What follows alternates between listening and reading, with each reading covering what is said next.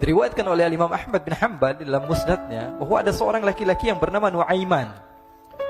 Ini Nuaiman, di kehidupan Rasul sallallahu alaihi wasallam ada orang yang seperti itu gitu. Orang yang sering minum minuman keras. Rasul sallallahu alaihi wasallam marah, murka. Rasulullah kalau yang berhubungan dengan Rasulullah tidak marah. Tapi kalau sudah berhubungan dengan agama, Rasul sallallahu alaihi wasallam adalah orang yang paling marah, orang yang paling istiqamah dalam kebenaran. Maka Rasulullah panggil Nuaiman, apa yang kau lakukan? Dia katakan, aku minum minuman keras ya Rasulullah. Rasulullah cambuk dia.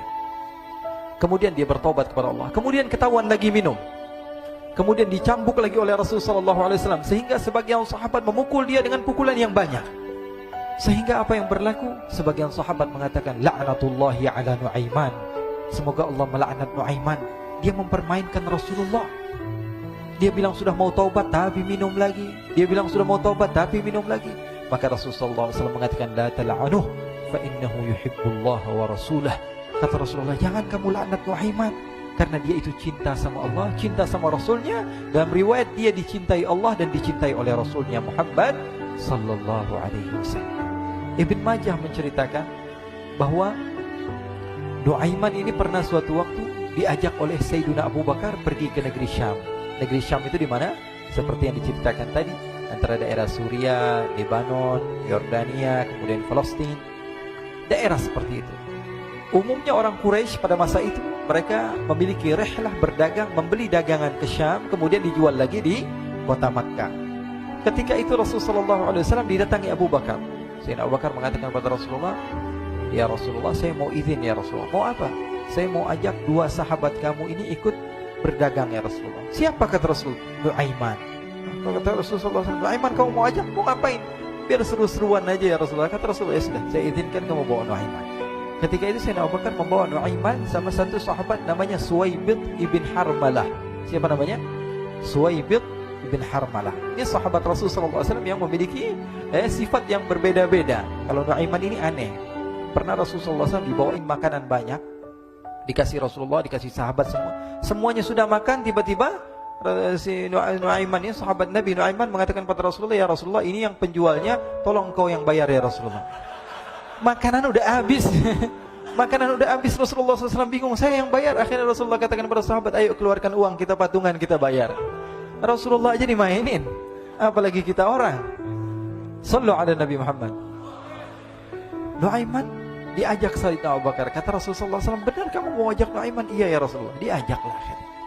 Diceritakan dalam riwayat Ibn Majah, diceritakan juga di dalam Siyar A'lam Nubala, diceritakan juga di dalam Musnadnya Imam Ahmad bin Hanbal, dalam riwayat Imam Ahmad bin Hanbal. Maka diceritakan Nuaiman diajak oleh Sayyidina Abu Bakar. Sesampainya di negeri Syam, semua dibagi tugas.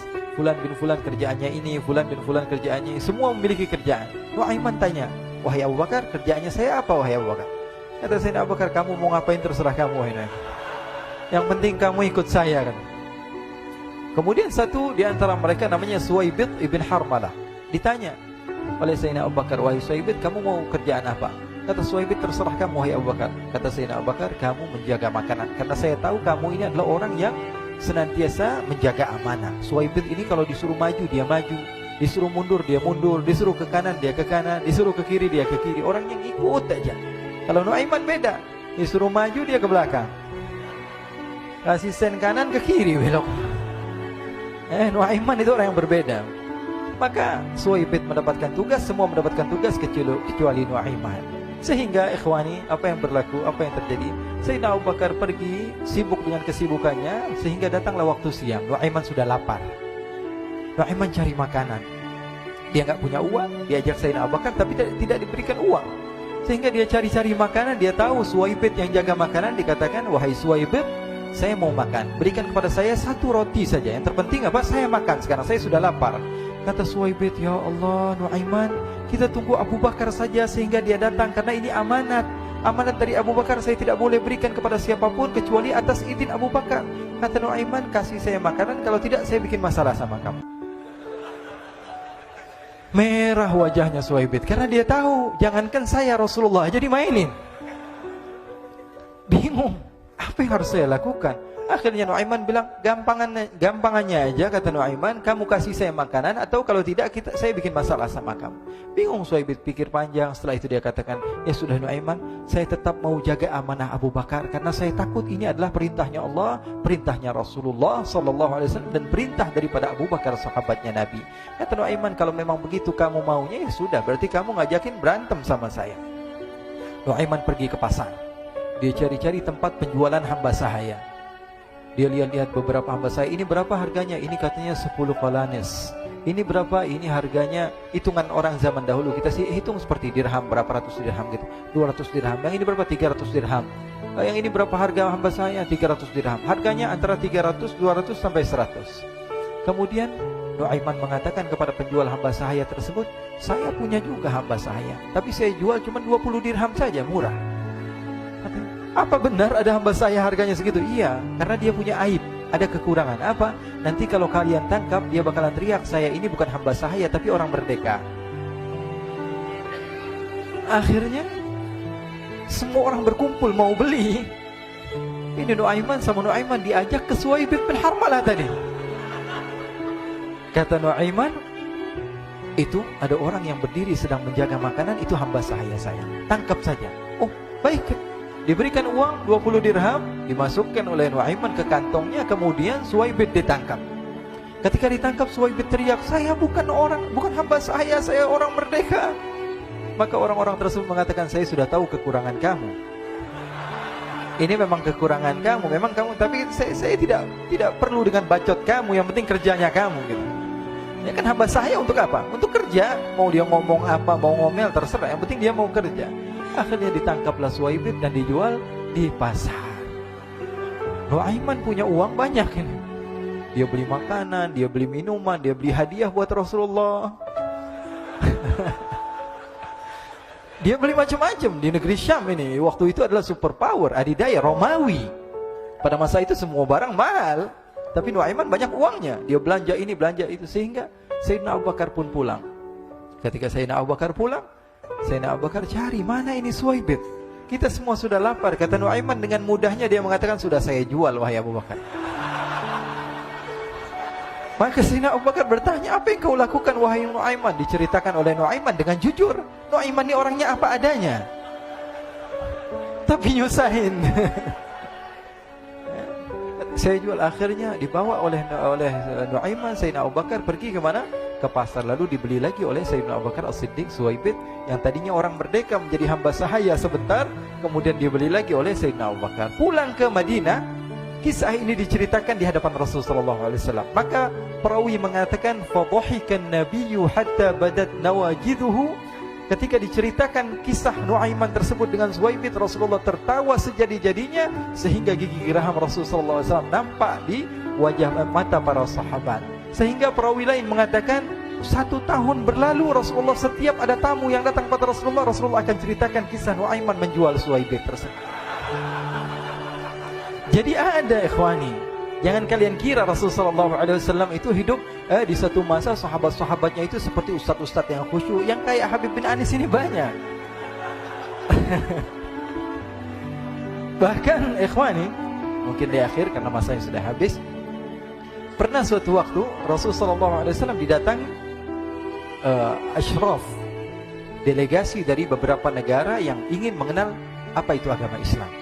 Sehingga mereka datang ke rumah Rasulullah SAW membawa unta, kendaraan yang ketika itu kendaraan yang paling mahal mereka miliki. Itu untanya yang paling mewah. Diikat di depan rumah Rasulullah SAW. Tamunya pun masuk, duduk bersama Rasulullah SAW. Di depan rumah Rasulullah SAW ada beberapa sahabat. Ada Sayyiduna Hamzah. Kalian tahu Sayyidina Hamzah adalah orang yang pemberani. Ada Sayyiduna Umar.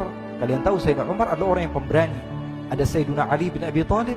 Ada Sayyiduna Sa'ad bin Abi Waqqas. 4 sahabat ini lagi nongkrong gitu depan rumahnya Rasulullah SAW, berjaga sebelum Allah Subhanahu wa taala turunkan ayat wallahu ya'simuka minan nas. Ketika mereka sedang asyik duduk, tiba-tiba Nuaiman datang. Ini Nuaiman kalau datang pasti bikin sesuatu yang aneh.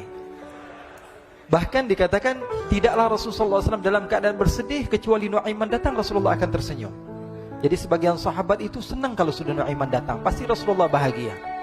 Tapi ketika itu Nuaiman datang, ingin duduk bareng-bareng Sayyidina Hamzah. Sayyidina Hamzah katakan kepada Nuaiman, bercanda begitu. Nuaiman, kamu lihat unta orang datang dari luar Arab ini. Lihat, kata Nuaiman, ini besar banget ini, badannya besar gitu. Dagingnya pasti banyak. Iya nih, kalau kita sate enak nih ntar malam. Kata Nuaiman. Kata Sayyidina Hamzah, apakah kamu berani? Kata Nuaiman, saya berani aja asal kalian gak bilang sama Rasulullah. Kata Sayyidina Hamzah, benar wahai Nuaiman, benar kan? Akhirnya Sayyidina Hamzah lupa masalah itu, cuma bercanda-bercanda saja. Sayyidina Hamzah lagi asik sama Sayyidina Umar, Sayyidina Ali. Tiba-tiba apa? Ternyata ketika dia melihat unta tersebut sudah pisah antara kepala sama badannya. Nuaiman mengatakan, wahai Hamzah, ini unta saya sudah potong, saya mau pergi sebentar. Kalau Rasulullah cari saya, tolong jangan beritahu di mana saya. Nanti kalau keadaan sudah aman, mari kita nyate bareng-barengan. Ini ada yang seperti itu di zaman Rasulullah SAW. Maka dia pun berlari dan berlari mencari satu tempat supaya Rasulullah SAW dia selamat daripada Rasulullah SAW. Sehingga Sayyidina Hamzah bingung, ini kalau Rasulullah keluar gimana? Ada Hamzah Asadullah, ada Ali bin Abi Thalib, ada Umar, gak bisa jaga kendaraannya, tamunya Rasulullah SAW. Akhirnya benar apa yang terjadi, ikhwani. Rasulullah SAW tamunya mau pulang. Ketika dia buka pintu tamu, melihat apa? Untanya sudah begitu. Mereka teriak, wa naqatah, unta kami wahai Muhammad. Baru mau kenal Islam, unta kami, kendaraan kami sudah dibawa. Rasulullah SAW lihat Sayyidina Hamzah, lihat Sayyidina Ali. Mereka gak bisa ngomong, mereka hanya bilang apa? Nuaiman ya Rasulullah. Rasulullah perintahkan Sayyidina Umar, wahai Umar, sekarang kamu ambil uang, kemudian kamu gantikan, kemudian kamu berikan 2 kali lipat daripada harta unta ini, sehingga apa? Agama Islam tidak didengar dengan sesuatu yang tidak baik di luar sana. Akhirnya diberikan harta, diberikan unta yang baru dan diberikan harta yang lebih untuk orang tersebut, sehingga orang tersebut tidak menjelek-jelekan agama Islam. Kata Rasulullah SAW, dan sekarang waktunya kita balas dendam sama Nuaiman. Nuaiman ternyata berlari tempat yang jauh sampai hampir keluar dari kota Madinah. Dia dapatkan seorang sahabat Nabi yang hadir juga dalam peperangan Badar, namanya Al-Miqdad bin Al-Aswad. Siapa namanya? Al-Miqdad bin Al-Aswad ketika itu sedang menggali sumur. Ketika sedang menggali sumur, Nuaiman datang. Nuaiman katakan kepada Miqdad, wahai Miqdad, wahai sahabat Rasul, kamu orang yang hadir dalam peperangan Badar, kamu adalah orang yang hebat. Dipuji-puji sama Nuaiman. Ada maunya ini. Akhirnya dia bilang, wahai Miqdad, tolong saya. Kenapa wahai Nuaiman? Kamu ini kekasihnya Rasulullah, orang yang disayang sama Rasulullah. Kenapa? Saya ini sedang dikejar-kejar orang jahat. Tolong selamatkan saya. Saya pengen masuk ke dalam sumur, boleh atau tidak? Kata Miqdad, siapa yang mengejar kamu? Pokoknya saya dikejar sama orang-orang. Kamu mau atau tidak selamatkan saya? Ya sudah, selagi kamu itu adalah sahabat Nabi, silahkan kamu masuk. Masuk akhirnya Nuaiman ke dalam sumur tersebut. Lalu Nuaiman mengatakan, wahai Miqdad, dia keluar lagi. Nanti kalau ada yang cari saya, tolong jangan beritahu saya di dalam sumur ya. Kata Miqdad, baiklah. Kata Nuaiman, siapapun yang bertanya tentang saya, kamu tidak akan kasih tahu. Iya, kan? Walaupun Rasulullah yang tanya saya. Katanya, enggak mungkin Rasulullah datang ke tempat sejauh ini. Iya, walaupun Rasulullah. Akhirnya masuk Nuaiman. Setelah beberapa menit, Rasulullah dan rombongan benar datang. Miqdad bingung ini. Ini kenapa Rasulullah datang ke RW kami ini? Ada apa ini Rasulullah sampai sejauh ini? Ditanya, ya Rasulullah, ada apa ya Rasulullah? Kata Rasulullah, saya cari Nuaiman. Di mana Nuaiman? Innalillah, kata Miqdad. Enggak dijawab ini Rasulullah. Kalau dijawab saya ingkar janji. Akhirnya apa dia katakan? Wahai Rasulullah, mata saya tidak memandang kepada Nuaiman, tapi tangannya nunjuk ke dalam sumur. Sahabat. Apa dia bilang? Mata saya tidak melihat kepada Nuaiman, tapi tangannya nunjuk ke sumur. Akhirnya dibuka sama Rasulullah, Nuaiman muncul. Kata Rasulullah, Nuaiman, kamu bikin malu saya, wahai Nuaiman. Ya Rasulullah, yang bersalah bukan saya, tapi orang yang mencari saya bersama kamu, ya Rasulullah. Akhirnya Rasulullah nengok, siapa? Ternyata Nuaiman sudah lari kabur. Sallu ala Nabi Muhammad. Kisah-kisah seperti ini sebenarnya banyak sekali, ya. Ini menunjukkan kepada kita bahwa kehidupan Rasulullah itu begitu indah. Rasulullah SAW, kalau kamu mau menjadi orang yang baik, contoh Rasulullah. Mau menjadi bapak yang baik, contoh Rasulullah. Mau menjadi pemimpin peperangan yang baik, Rasulullah. Mau menjadi murid yang terbaik, contoh Rasulullah. Bagaimana akhlak Rasulullah. Mau menjadi suami yang baik, contoh Rasulullah. Dalam segala hal, apapun itu Rasulullah SAW adalah makhluk yang paling terbaik.